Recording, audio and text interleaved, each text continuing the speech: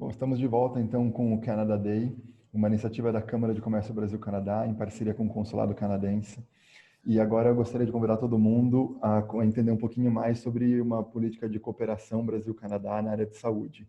Gostaria de convidar o Dr. Álvaro Avezum Júnior, do Hospital Oswaldo Cruz, para compartilhar a experiência nesse projeto de cooperação entre os dois países. Por favor, Dr. Álvaro, fique à vontade. Bom dia, Armínio. Muito obrigado pelo convite, por meio do nosso amigo Daniel Galelli. É um prazer participar do Canada Day. E eu tenho excelentes recordações, porque eu morei no Canadá em 93, 94, 95 e considero definitivamente, não é apenas um elogio gratuito, é o meu segundo lar da minha família. Foi um período maravilhoso, talvez para minha esposa e para mim, o melhor período da nossa vida, foi esse período no Canadá. Mantivemos vínculos, como mantemos até hoje uma posição junto à Universidade McMaster, que eu teria a oportunidade de comentar com vocês. Então, eu aceito, agradeço esse convite, o qual está me fazendo muito bem, porque as lembranças são maravilhosas. Mas eu vou passar para o Daniel Galelli, que ele conduzirá, e na sequência eu tenho algumas informações importantes sobre colaboração Brasil-Canadá na figura da Universidade McMaster e Hospital Alemão Oswaldo Cruz. Mas deixa eu passar para o Galelli e na sequência nós vamos conversando, dialogando, mostrando informações e interagindo. Muito obrigado. Bom dia, pessoal. Eu sou o Daniel, trabalho aqui na área de parcerias interinstitucionais do Hospital Alemão Oswaldo Cruz. É um prazer estar aqui com vocês hoje e participar desse evento, dessa maratona de eventos do Festival Day do Canadá. E hoje a ideia é comentar um pouco com vocês sobre o que o Álvaro disse, sobre as interações em pesquisa com o Canadá. Ele vai contar um pouquinho da história dele e de como essa história interessante de pesquisa vem acontecendo já há um tempo e como é a rotina, como são as rotinas desse trabalho de pesquisa nosso aqui do hospital em interação com o Instituto do Canadá, podem contribuir aí com o futuro da ciência, da pesquisa no Brasil e com certeza no mundo como um todo. Dr. Álvaro é um cardiologista, ele é professor livre-docente da USP, tem uma formação aí muito interessante, no país. Ele vai contar um pouco mais, tanto aqui como fora. Faz parte da Associação Mundial aí de Cardiologistas e também ele foi considerado e é considerado um dos 4 principais pesquisadores do país, de uma lista de mais de 3.000, conforme a Thomson Reuters, que divulgou esse resultado. O Álvaro comenta um pouco mais. Então é um prazer tê-lo aqui conosco no hospital,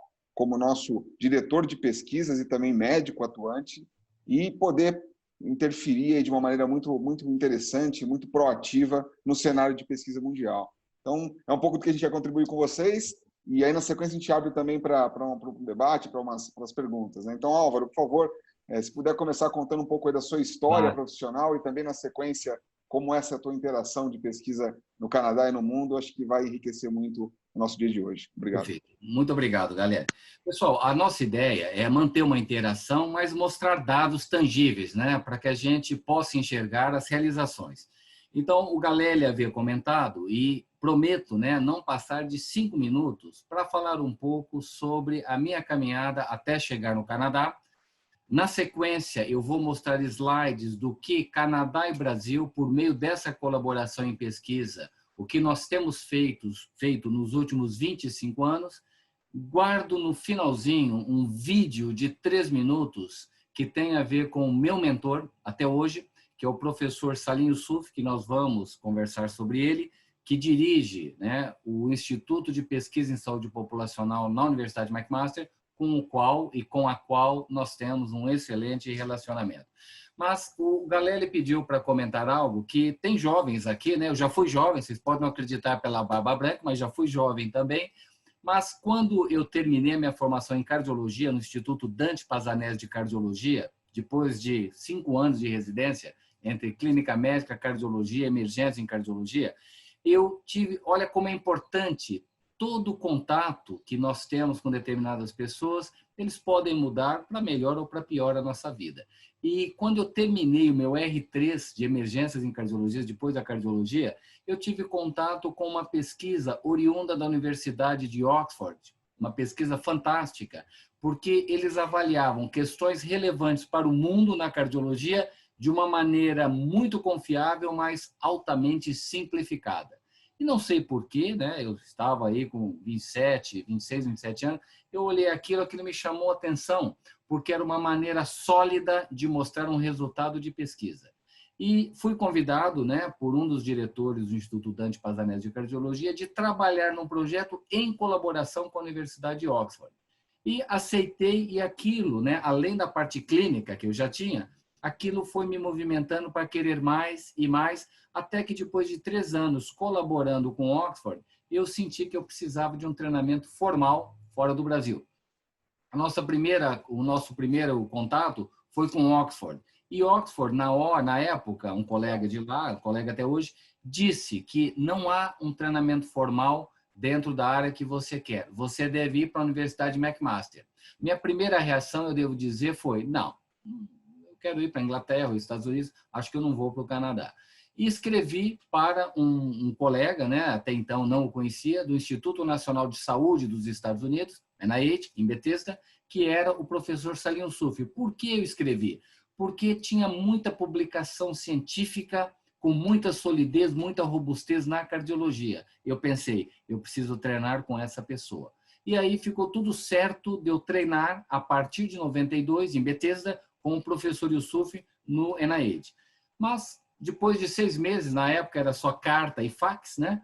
Eu recebo um fax dele dizendo, se você ainda pretende treinar comigo, você deve postergar por 1 ano, porque eu estou indo para o Canadá a convite da Universidade McMaster. Então, aquela sugestão de Oxford acabou se concretizando, essa sugestão. Eu aceitei e em 93 eu fui para lá e estava sendo iniciado, dentro da Universidade McMaster, uma proposta de saúde global pelo professor Yousuf, que já tinha ficado em Oxford por 8 anos, depois 10 anos de NIH e, finalmente, a partir de 92, na Universidade McMaster, no Canadá.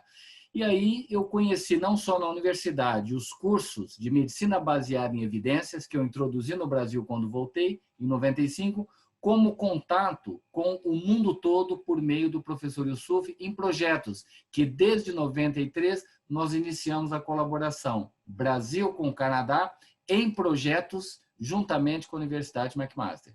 Em 95, eu voltei para o Brasil, mantive a minha posição de visiting professor na McMaster e sou pesquisador associado internacional desse instituto que congrega 350 pessoas dentro da McMaster, chamado PHRI, que é o Instituto de Pesquisa em Saúde Populacional. Não é circunscrito ao Canadá, ao Brasil, é circunscrito ao que importa para o ser humano, ao que importa na saúde do mundo. E o que esse grupo de 101 países, o Brasil e o Canadá, são 2, dentre 101, tem em comum. Nós procuramos questões que sejam relevantes para o benefício populacional.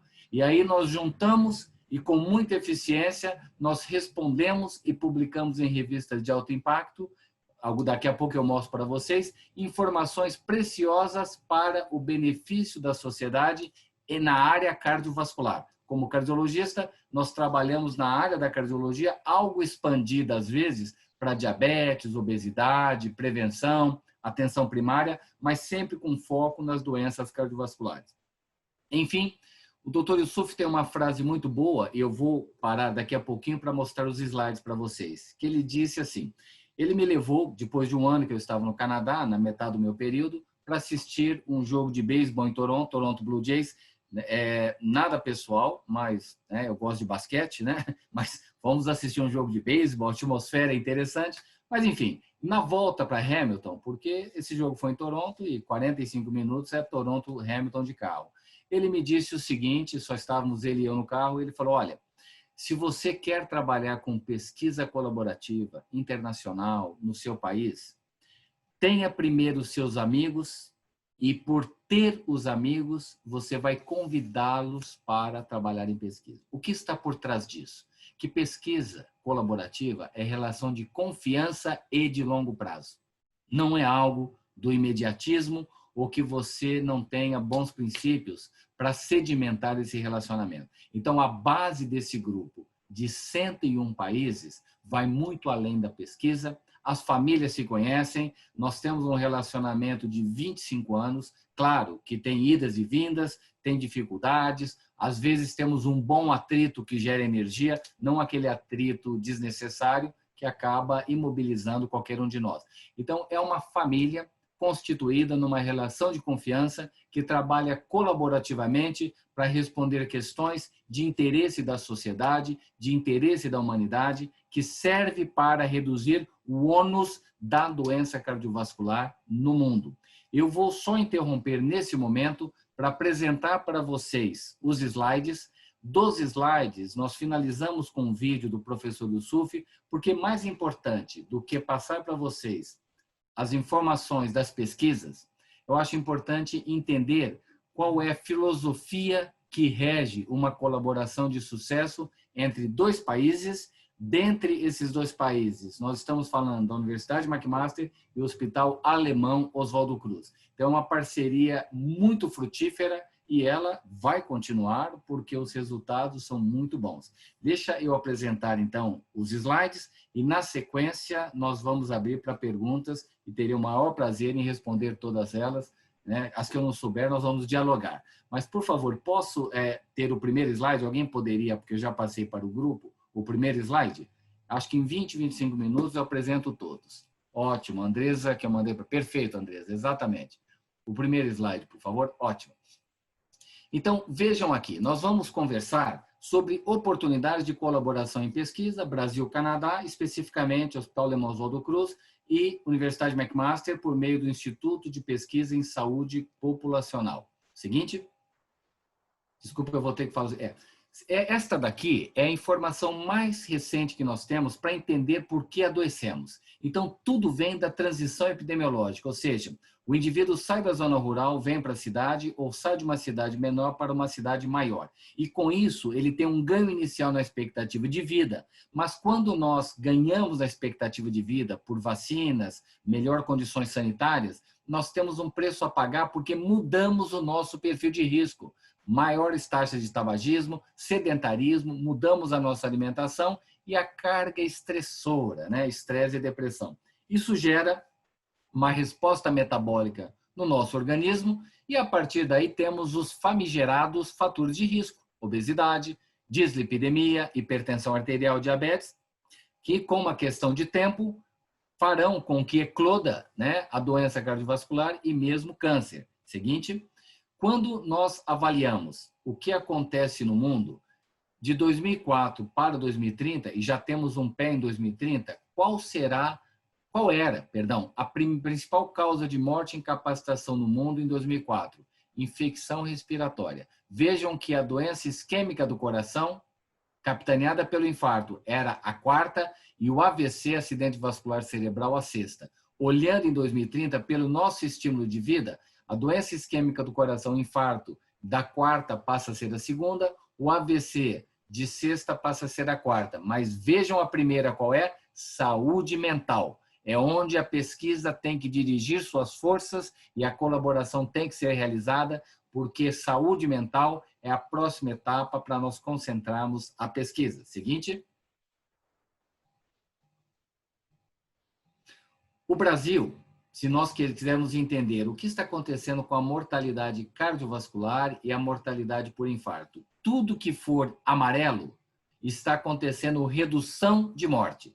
Tudo que estiver em azul está acontecendo aumento de morte. Vejam que o primeiro quadro, à esquerda, né, de vocês, é a morte por doença cardiovascular. Em azul, são várias micro-regiões do Brasil onde a mortalidade está aumentando. E no quadro da direita, vocês percebem que tem mais áreas azuis, o que é ruim, que é aumento de morte por infarto. Então, nós precisamos de muita pesquisa e implementação da pesquisa dentro de qual área? Em prevenção cardiovascular e promoção de saúde, porque isso é uma crônica anunciada de aumento de mortalidade por doença cardiovascular, capitaneada pelo infarto e também pelo AVC. Mas infarto é onde tem o maior aumento. Seguinte, só para entendermos como adoecemos e o que temos no Brasil. O Hospital Alemão Oswaldo Cruz, né, ele existe aí há 121 anos, uma instituição muito sólida e tem um pilar assistencial, um pilar de humanismo muito acentuado e tem também o pilar de inovação, pesquisa e educação. Falarei sobre a pesquisa e aqui nós temos o hospital, quando foi inaugurado, à esquerda e à direita nos dias de hoje. O Centro Internacional de Pesquisa, ele fica neste local, né, historicamente, e também, vamos dizer assim, não só dentro da história, mas a tradição que permite inovação. Então, nós estamos localizados simbolicamente onde o hospital começou e aí nós queremos dar a continuidade para a pesquisa do Hospital Alemão Oswaldo Cruz. Seguinte. Aqui nós temos os projetos em execução no Oswaldo Cruz em várias áreas, não só oncologia, área digestiva, mas temos cardio, infecto, ou seja, uma amplitude na realização de pesquisa dentro do hospital. Seguinte, colocando cada um dos projetos, nós temos aqui quem é o médico responsável, quem é o patrocinador e qual a área temática. Seguinte. Não apenas como centro colaborador, mas nós somos também o centro coordenador de várias pesquisas por meio de uma rede que congrega 250 hospitais em 21 estados brasileiros e 60 cidades. São estudos coordenados pelo Hospital Alemão Oswaldo Cruz, porque colaboração você ganha eficiência e a maneira ideal de trabalharmos para um bem maior, respondendo questões cientificamente importantes e clinicamente relevantes. Seguinte, passando do Hospital Alemão Oswaldo Cruz, nós temos também, dentro da Covid-19, que é o momento atual, temos uma coalizão que envolve 7 instituições, né? Não só o Oswaldo Cruz, mas o Hospital Albert Einstein, Sírio-Libanês, Hospital do Coração, Hospital Moinhos de Vento, Beneficência Portuguesa, temos um Instituto de Pesquisa Brasileiro, que é o BCRI, e temos também BRICNET, que é uma rede de terapia intensiva. Então, todos esses hospitais e instituições de pesquisa juntaram-se para fazer estudos em Covid. Temos 7 estudos em andamento e vamos começar o 8º no Brasil. Então, vejam como colaboração, coalizão é palavra de ordem nos dias de hoje. Seguinte. Saindo do Hospital Alemão Oswaldo Cruz, o Dr. Salim Sufi, que eu considero meu mentor, e os mais jovens, lembrem-se, nós precisamos de mentores. Cuidado, porque às vezes, ao invés do mentor, você acaba buscando um tormentor ou um dementor. Então, por favor, é o mentor que nós precisamos. O professor Yusuf é o atual diretor do Instituto de Pesquisa em Saúde Populacional da Universidade McMaster. O Dr. Yusuf tem várias, né, aquisições ao longo da vida e ele tem a cadeira de pesquisa da chamada Heart and Stroke Foundation de Ontário, tem também um prêmio, né, de Lifetime Research Achievement da Sociedade Canadense de Cardiologia e talvez o mais importante, 2014, ele foi agraciado com a chamada Canada Gardner Whiteman Award. So, equivale vamos dizer assim, ao Prêmio Nobel dentro do Canadá. E o Dr. Yusuf é esse pesquisador que eu queria comentar algo e por que nós chegamos nessa colaboração com o Oswaldo Cruz. Seguinte, o Instituto de Pesquisa em Saúde Populacional, liderado pelo Dr. Yusuf, hoje o Dr. Yusuf nessa época era o 2º pesquisador mais lido, mas na verdade hoje é o 1º no mundo, entre todas as especialidades médicas. Então, o Canadá e o Brasil colaboram com a McMaster, estamos juntos dessa usina de conhecimento que traz informações relevantes para beneficiar a vida no mundo. Seguinte, o Instituto de Pesquisa em Saúde Populacional é o chamado Glass Building, né, que trabalha com 101 países, localizado na Universidade McMaster, no qual agora com a Covid não, mas pelo menos 2 a 3 vezes ao ano estou lá e tenho ótimas recordações e um trabalho no presente também. Seguinte, esse é o PHRI. Bom, nós temos, como eu disse, 101 países que colaboram com essa rede. É única no mundo, é a única rede que tem 101 países trabalhando de maneira similar em questões que importam para a humanidade. Apenas a Antártida não está representada dentro dessa rede do PHRI. Seguinte.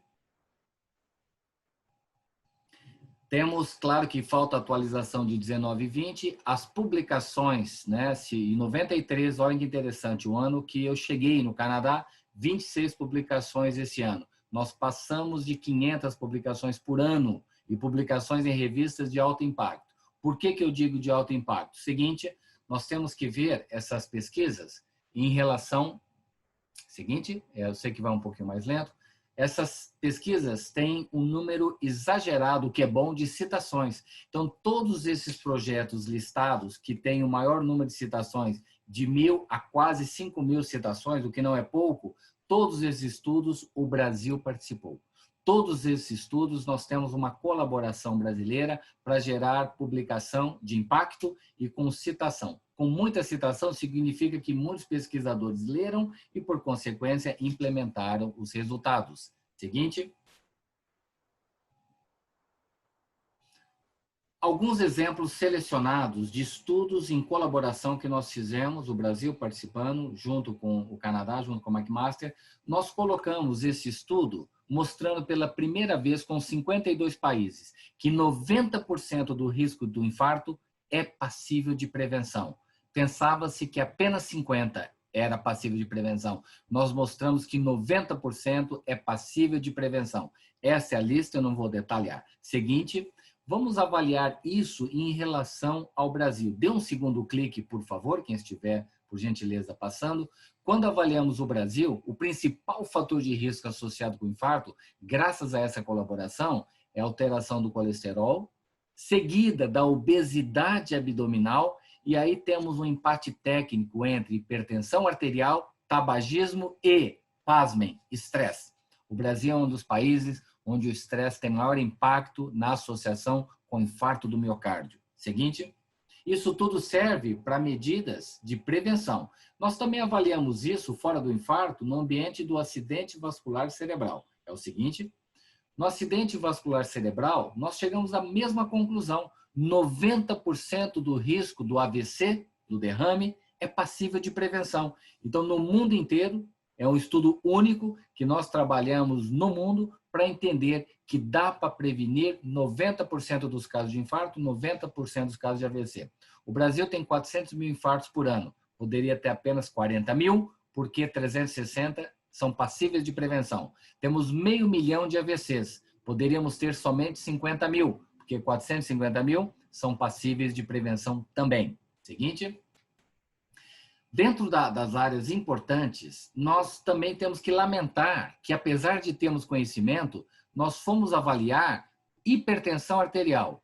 Temos remédios, medicamentos fantásticos, mas entre a direita de tudo do slide, entre 8% a 15% apenas da hipertensão é controlada no mundo. Então, veja, os pacientes hipertensos que têm pressão arterial controlada é no máximo 1 em cada 10. Então, significa, a pesquisa agora não é de gerar informação, é de implementar o conhecimento existente. É uma nova área da pesquisa, implementação do conhecimento. Seguinte, como se não bastasse a falta de controle da hipertensão, nós dividimos países de alta renda, média e baixa renda. O ideal é o que vocês estão vendo em rosa, né? Esse roxo aí. Nós temos não mais do que 20% dos pacientes em países desenvolvidos, Canadá e Suécia estão aqui, usando medicamentos comprovadamente eficazes. Seguinte, quando nós avaliamos na nossa região, vejam o Brasil no meio. Em azul, significa não utiliza nenhum remédio. 20% dos brasileiros pós-infarto não usam nenhum medicamento. E à direita, 30% dos brasileiros com AVC não usam nenhum remédio. Não tem cabimento. Temos medicamentos que mudam a história natural no AVC. E 1 em cada 5 no infarto, 1 em cada 3 no AVC não usam nada. Precisamos de implementar esse conhecimento médico. Seguinte. E como se não bastasse a questão econômica, o que nós percebemos? Que à esquerda, as primeiras 3 colunas, em amarelo é o país mais pobre, em cinza o país de renda intermediária, em verde o país mais rico. Então, se nós olharmos a chamada doença cardiovascular não maior, não major, Vocês vão ver que o país rico, em verde, tem mais. A doença não importante. Mas se nós olharmos à direita, a doença cardiovascular fatal e a morte por qualquer causa, é muito mais frequente em países pobres. Então vejam, o risco cardiovascular é maior nos países ricos. Mas quem morre mais e quem tem mais eventos fatais é o país pobre. Isso sugere fragmentação ou fratura em sistema de saúde, também originado dessa colaboração Brasil-Canadá. Seguinte. Nessa linha, nós fomos um pouco mais longe. Nós, uma colaboração com, claro, a McMaster, o professor Yusuf tornou-se presidente da Federação Mundial de Cardiologia e nós fomos para algumas intervenções para reduzir a morte por doença cardiovascular em 25% até 2025. Chama-se 25 por 25. Então, vamos para o próximo slide para ver o que nós precisamos fazer para reduzir a morte no mundo por doença cardiovascular. Primeiro, nós temos que adotar medidas já conhecidas pós-infarto e pós-AVC, porque a maior parte dos eventos vem de quem já teve evento. E a prevenção secundária é pobremente feita no mundo. Segundo, reduzir cada vez mais as taxas de tabagismo. No Brasil está em torno de 12% a 15%, reduzir mais 30%, e aumentar o controle da hipertensão arterial porque não está bem tratada. Esses três, num curto espaço de tempo, reduzimos a morte no mundo por doença cardiovascular. São chamados óbitos evitáveis. Morrer todo mundo vai. O que a gente faz é apenas reagendar a data da morte, mas já é um belo negócio você jogar para uma data futura. É isso que nós fazemos com prevenção. Seguinte. Estamos quase terminando. Alimentação. Existe um monte de informação confusa, um monte de opinião não baseada em evidência, um monte de fake news, enfim, confusão na área de alimentação e eventos. O que foi possível nessa colaboração com o PHRI e, obviamente, o Brasil dentro disso?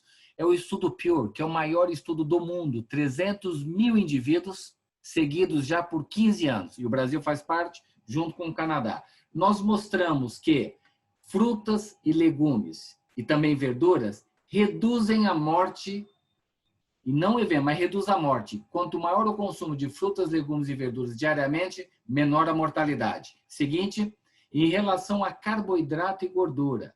A gordura animal mostrou redução de mortalidade. Era equivocada a visão anterior. Eu não estou falando de gordura trans, gordura animal. E carboidrato aumentando a mortalidade. Então, aqui já tem um padrão alimentar muito prático. Frutas, legumes e verduras diariamente, a gordura animal fica na média e reduzir bem o carboidrato. Isso veio por meio de mais de 100 mil indivíduos seguidos, com mais de 10 mil eventos. Portanto, é o dado mais sólido e robusto para recomendação nutricional ou alimentar no mundo. Seguinte. Seguinte. Desculpe, às vezes eu peço a segunda, caso não tenha ouvido. Outra informação importante. Não, perdão, volte um, né? Volte um. Vamos só, é o anterior? Isso. O slide anterior, ele mostra força muscular. Olha, quem tem uma força... Agora, o próximo, por favor. O da força muscular. Depois desse slide. Ótimo, esse aí, obrigado. Então, aqui tem que ficar no slide. Não é esse e nem o da direita. É esse aí. Pode ficar, muito obrigado.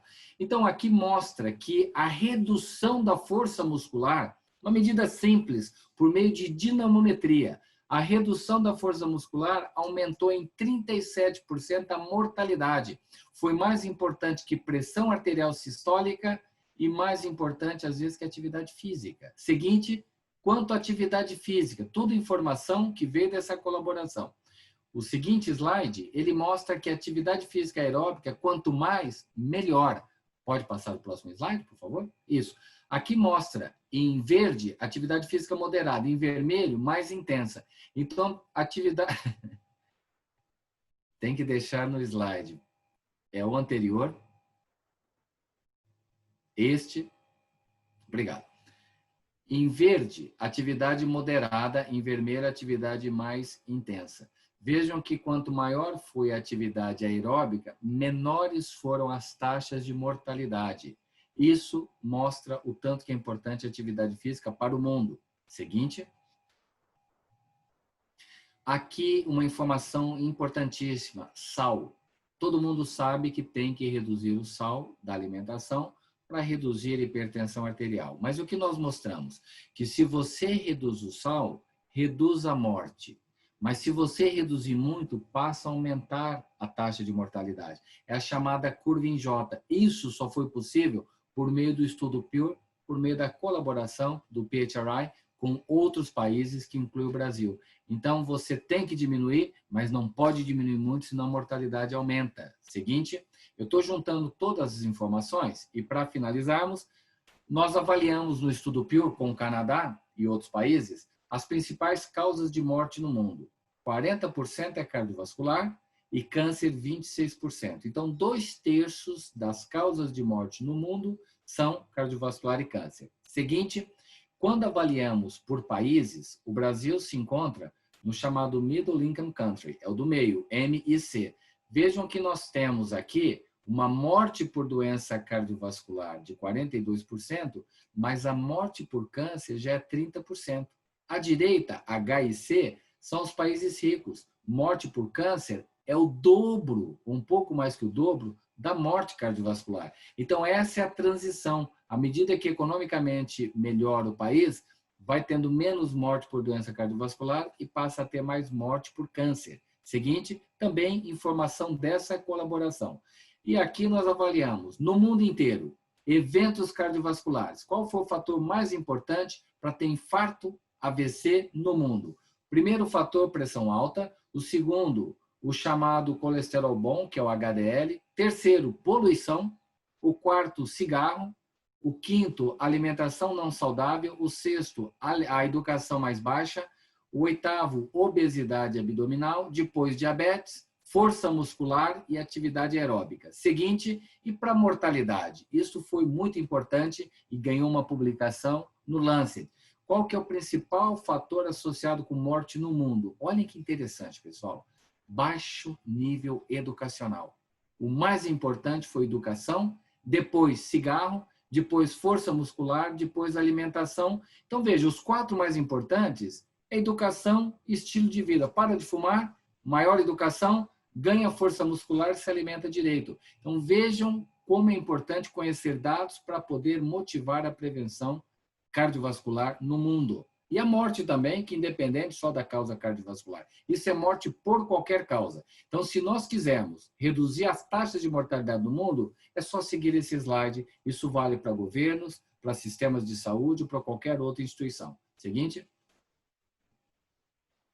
Bom, em relação ao mentorado, né, e aqueles mais jovens, como que vocês podem se tornar líderes nas áreas que vocês quiserem em pesquisa, não apenas na cardiologia, né, para mudar o ambiente que vocês estão para melhor na pesquisa clínica. Então, tem que ter o commitment, né? Você tem que ser um indivíduo que tenha comprometimento, dedicação, tem que ter treinamento formal, é importante ter o mentor é importante na vida, tem que ter uma exposição na prática, continuar o treinamento, nunca parar, e ter uma organização mínima para a execução dos seus projetos. Seguinte, dentro ainda os componentes.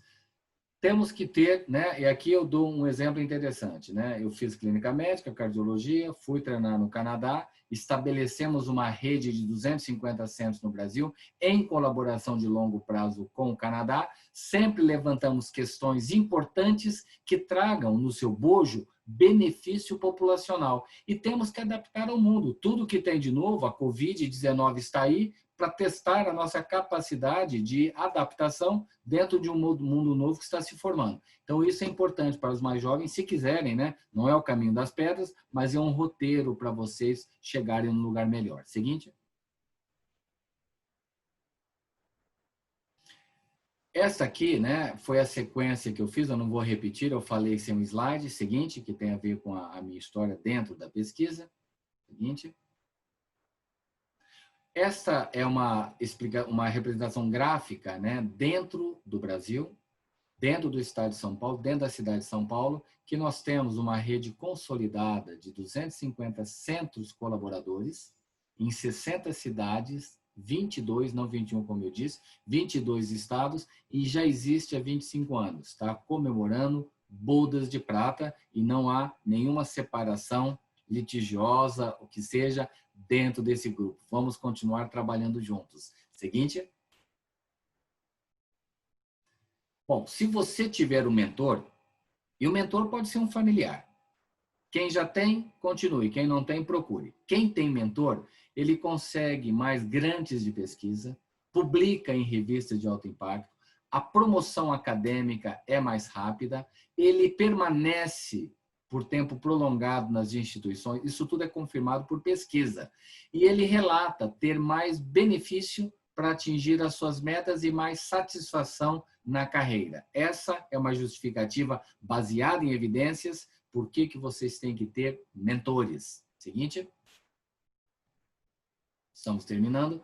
Por que nós temos essa sugestão de pesquisa colaborativa? Por que colaborar? Primeiro, todo recrutamento será mais eficiente.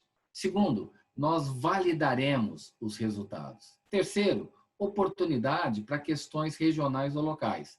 Quarto, os dados, os resultados serão mais robustos, confiáveis e com menos vieses. Estamos vivendo uma conectividade, querendo ou não, né?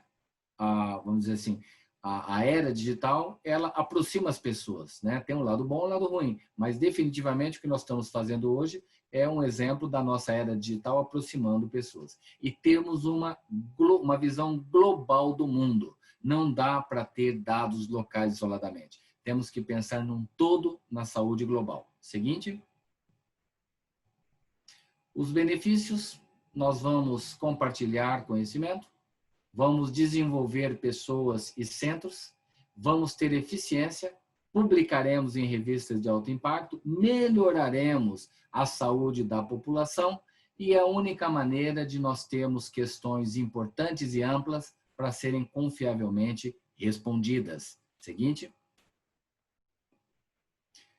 Do ponto de vista do nosso país, a nossa população tem mais de 200 milhões e tem uma diversidade étnica fantástica, ou seja, o Brasil acaba sendo um local que toda pesquisa, uma vez realizada, ela tem condições de ser extrapolada e ser aplicada em outras regiões do mundo. Temos uma rede bem estabelecida, doença cardiovascular constituem a causa número 1 e 2 de morte no Brasil, né? Infarto e AVC. Insuficiência cardíaca é a principal causa de hospitalização, também é da cardiologia. Estamos vendo uma epidemia de obesidade, hipertensão e diabetes no país. Os jovens já estão cada vez mais adoecidos sob o ponto de vista cardiovascular, pré-hipertensão em 18% entre pessoas de 7 a 19 anos, obesidade e sobrepeso 32%, dislipidemia 15%, podendo ser 15% colesterol ruim e 52% no colesterol bom. Então, precisamos acordar para fazermos algo mais para crianças e adolescentes no Brasil. Seguinte. Esse é o penúltimo slide. E se vocês quiserem, né, falei, como que eu localizo um mentor?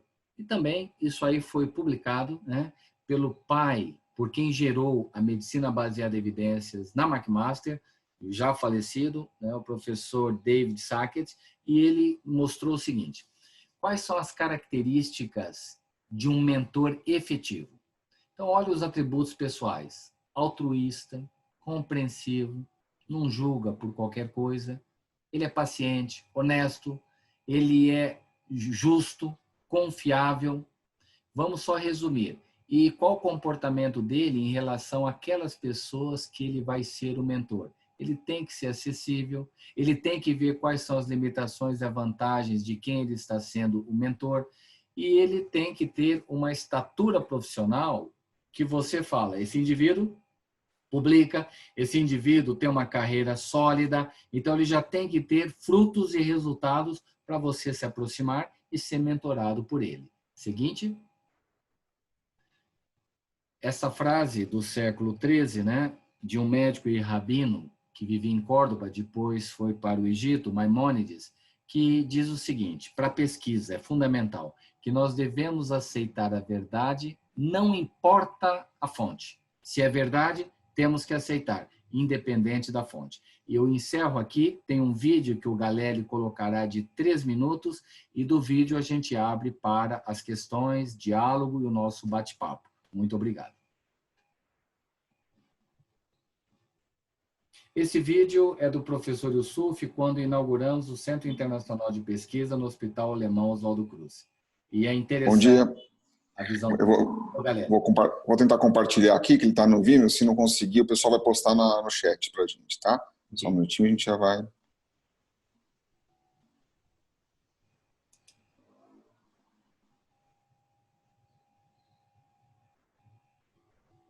Eu não consigo postar, não estou conseguindo postar aqui, Álvaro, mas a gente vai postar o link dele no chat agora e o pessoal pode assistir, tá? Perfeito.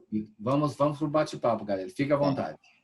Vou aproveitar aqui, então, primeiro agradecer ao Álvaro pela quase que uma consulta médica, né, para todos nós, e também dizer que é muito importante. Eu queria voltar um pouquinho no começo do dia de hoje. A Fernanda Albano fez uma apresentação muito interessante também, contando sobre os aspectos educacionais no Canadá, e ela citou o que o Álvaro, agora o doutor Álvaro acabou de confirmar, da importância e da relevância institucional de pesquisa do Canadá, né? Então, o Álvaro trouxe aqui para nós, confirmando isso e reforçando o ponto da Fernanda, que foi muito bem colocado pela manhã. E ela também citou, Álvaro, de manhã, acho que você acompanhou, que o Canadá está entre as principais cidades do mundo em qualidade de vida, né? Se não me engano, a quarta em qualidade de vida. Então, é interessante isso, né? Como a gente tem um potencial de estudos muito grande no Canadá e também, quem for passar uma vivência lá, experimentar uma qualidade de vida excelente. E nessa linha, portanto, de perguntas, a gente tem aqui algumas perguntas. Eu vou destacar aqui a primeira em ordem aqui de quem perguntou. A Tereza Mafra, ela comenta se a gente tem algum tipo se as pesquisas também são multidisciplinares, não só na área de cardiologia,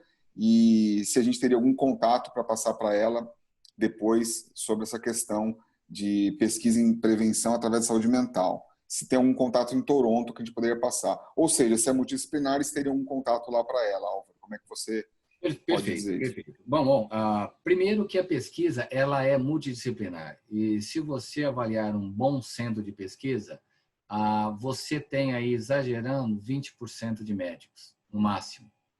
Os outros são profissionais de saúde, né? E nós chamamos de confluência dos saberes. Eu posso passar depois, né? Um dos colegas que foi contemporâneo meu na McMaster está hoje na Universidade de Toronto, que é o professor Prabha Jha. Isso eu posso depois compartilhar para o Galelli para que chegue até você. Ele trabalha com epidemiologia. Você quer saúde mental, mas por intermédio dele, ele pode direcionar dentro da Universidade de Toronto quem são as pessoas que trabalham com saúde mental, que é uma área fantástica e importante para a gente gerar evidência científica para melhorar a saúde da população no quesito mental. Muito bom. O Fábio Vieira pergunta, Álvaro, primeiro se a gente vai compartilhar o material. Sim, né? Esse material já está com a Andresa da Câmara do Canadá, ela pode disponibilizar depois, certo? E a gente pode agendar também, ele pergunta aqui se teria disponibilidade para alguma conversa. Sem dúvida, eu vou deixar meus contatos também. Claro, conheço vocês. Fábio, claro. Depois desculpa, estou jogando tudo para o Galelli, mas é para ter um ponto de referência. Via Galelli, chega até nós e a gente senta, né? Se não permitir sentar presencialmente, a gente conversa via Zoom ou qualquer outro link virtual. Não há nenhum problema. Ô, Galelli, você falou do Canadá, e eu sou suspeito, né, por ter morado, mas eu não tenho dúvida, né? Uma das coisas que você volta a acreditar na viabilidade do ser humano é quando você vai ao Canadá. Então, você olha como o Canadá funciona, você fala, o ser humano é viável. Tem muito chão ainda para andar, mas olha aqui o exemplo, é viável. Muito bom, muito bom. O Fábio ainda pergunta como que o Hospital Alemão está olhando para a medicina preditiva. E se você puder comentar um pouco disso, Álvaro, também. A conversa é muito ampla, né, Fábio? Porque é claro que cada vez mais nós temos que olhar para a promoção de saúde, para a prevenção, e nesse quesito, tudo que nós fizermos para a predição de eventos, nós evitaremos que os pacientes sejam hospitalizados. Então, o futuro, ele deshospitaliza. porque você começa a trabalhar com o indivíduo quando ele está sentindo-se bem, mas você tem ferramentas para mostrar. Você sente-se bem, mas o seu risco é aumentado. Então, uma vez detectando o risco do indivíduo na população, você atua com mudanças comportamentais que não são apenas individuais, elas são também sociais, para que o indivíduo não hospitalize-se e para que ele retarde a ocorrência da doença. Então, se nós jogarmos qualquer doença que seja para depois dos 90 anos, é um belíssimo lucro para todos nós. Então, o hospital, ele tem essa visão por meio do check-up, por meio de prevenção, mas eu saio um pouco da área hospitalar, porque essa visão, ela tem que ser uma visão populacional para deshospitalizar-se, para deshospitalizar a população. Muito ainda precisa ser feito, porque as pessoas só procuram atendimento quando sentem dor ou quando tem um sintoma mais forte. Então, as pessoas, por não sentirem nada, elas acham que tem perfeita saúde. É um engano. Às vezes, a pessoa, na véspera de ter um evento, ela estava sentindo-se muito bem, até que no dia seguinte tem um evento que muitas vezes é fatal. Então, prevenção e promoção de saúde é fundamental, é instrumental para a sociedade, para a pesquisa, para os hospitais e para o governo. E complementando também, a gente tem uma área muito interessante aqui no Hospital Alemão, né, que cuida especificamente da saúde corporativa, da saúde integral, e que oferece uma série de serviços para outros hospitais, para a indústria, para empresas, nessa possibilidade de prevenção também, de apoio. Então, uma equipe muito forte, né, e estabelecida, que vem há um bom tempo oferecendo esse serviço. E Álvaro, é interessante que, você tem um hospital de excelência, né, o Hospital Alemão Oswaldo Cruz, e ao mesmo tempo tem um serviço cuidando de saúde integral que faz com que o indivíduo tenha, né, coisas tangíveis para a manutenção da saúde e, claro, não hospitalizar-se. Desculpa, Daniel, galera. Imagina. E nessa linha também a gente tem uma série de cooperações, inclusive com institutos de outros lugares do mundo, nos Estados Unidos, que também a expertise e a troca de experiência acontece nessa questão da saúde integral também. De fato, é um ponto fundamental, como foi colocado, e de muita atenção do Hospital Alemão nesse sentido. Álvaro, aqui no chat não tem mais nenhuma pergunta, mas eu tenho uma, se você me permitir, né, acho que é um tema interessante que eu acho que está em voga aí cada vez mais, e que você poderia tecer alguns comentários sobre isso, que é a questão da ciência aberta, né? Isso, com a tecnologia e com o momento atual que nós vivemos, como você tem visto essa questão da ciência aberta? Você poder explicar um pouquinho para quem ainda não conhece o que é isso e como isso, de uma certa maneira, pode interferir positivamente e, eventualmente, de alguma maneira negativa na ciência como um todo? Pergunta muito boa, né? E acredito que boa parte de vocês já tenha ouvido falar sobre isso, né? A ciência aberta, né? Open Science, que esse movimento, ele já tem aí aproximadamente 15 a 20 anos, talvez 18 anos para ser específico, que é uma demanda de você ter acesso a banco de dados, ter acesso a resultados de pesquisa, eventualmente a pessoa coordena uma pesquisa, mas ela disponibiliza o banco de dados e outro pesquisador pode também utilizar. Então, mais pessoas utilizando-se do conhecimento disponível, novas ideias, novas realizações, eventualmente inovações podem vir com mais eficiência. Então, é uma tendência e algumas revistas científicas, elas já são, né, Open Science, ou seja, você não paga nada, você pode chegar, baixar o artigo e ler. Então, é uma tendência, o que eu acho é necessário. Nós estamos caminhando para um mundo plural, um mundo inclusivo, né? Inclusivista. Então, é um ponto que não pode ter barreiras ou dificuldades para o acesso ao conhecimento, limitado às vezes por condições econômicas. Só tem coisas boas? Não. Você tem que ter isso muito bem estruturado. Então, uma vez que você faz um estudo e disponibiliza o banco de dados, tem que ter um critério para a utilização. Segundo, quem vai utilizar? Qual o propósito dessa utilização? Então, depende também de quem vai utilizar isso que está sendo aberto para que todos possam utilizar. E segundo, né, que nós vivemos num mundo que muitas vezes você tem que entender as consequências financeiras ou comerciais. É claro que isso aberto, cada vez mais você tem, né, mais pessoas buscando e, a partir daí, implementando um conhecimento mais acessível à população. Mas não deixa também de ter oportunidades para consequências comerciais daquele que for mais rápido para olhar os dados, elaborar e, a partir daí, trazer um fato novo para a ciência. Então, em resumo, ciência aberta é um ponto muito positivo. Vamos caminhar cada vez mais para isso, porque o conhecimento, se ele não for de domínio público, ele não vai ser convertido em benefício populacional. Só que regras têm que ser estabelecidas para não ser uma coisa com interesses escusos e, às vezes, de uso inapropriado ou incompetente. Muito bom. A Tereza também pergunta aqui a nossa relação com a Fiocruz. Nós temos, sim, trabalho em parceria com eles, né? E com outros centros, como o Dr. Álvaro comentou também. Acho que é importante, então, para a gente finalizar, agradecer ao Dr. Álvaro e também toda a equipe da Câmara do Brasil-Canadá, e, em especial, também dizer que nós estamos à disposição, né, e deixar o Álvaro fazer os comentários finais. Estamos à disposição aqui para oferecer qualquer tipo de apoio, né, na pesquisa, ou mesmo em cursos, educação, e explorar cada vez mais de uma maneira bem ampla e inteligente para o benefício da ciência os nossos serviços. Obrigado a todos aí. Álvaro, quiser comentar finalmente? Daniel, eu vou só em um minutinho, né? Primeiro, agradeço ao convite, né, por participar do Canada Day, a Câmara Canadá Brasil de Comércio, né? Acho excelente, me sentir em casa, né?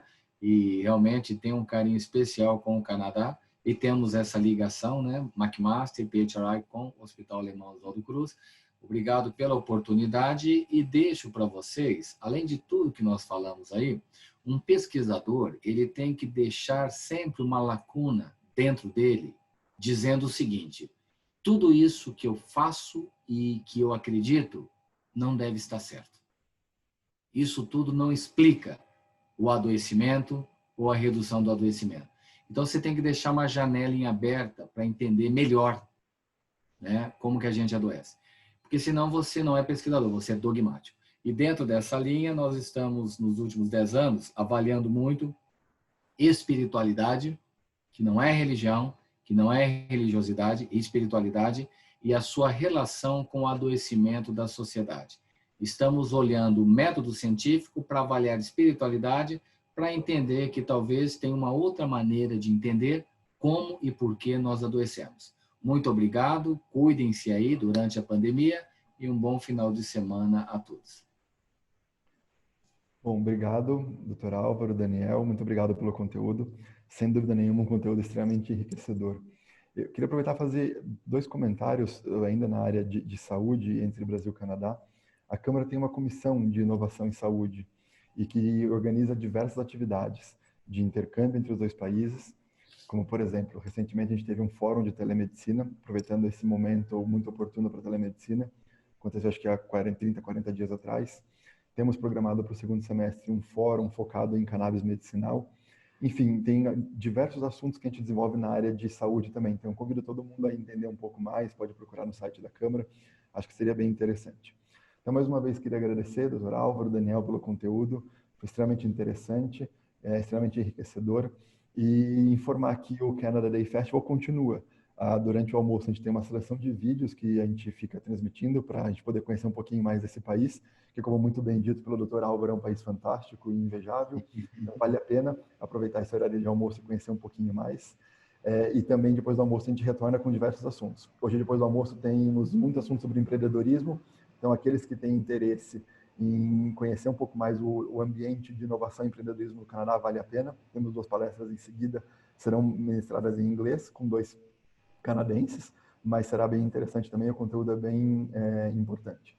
Então, por fim, queria agradecer também a Air Canada, patrocinadora do evento, e informar que no site do Canada Day Festival, organizado pela CCBC, com apoio do governo e da Air Canada, patrocinadora, a gente encontra mais de 200 conteúdos para online, para download ou para verificar, em termos de vídeo, documentos, informações sobre diversas atividades. Por fim, é isso. Muito obrigado mais uma vez, Dr. Álvaro, Daniel, e o Canada Day Festival continua até domingo. Obrigado, até logo.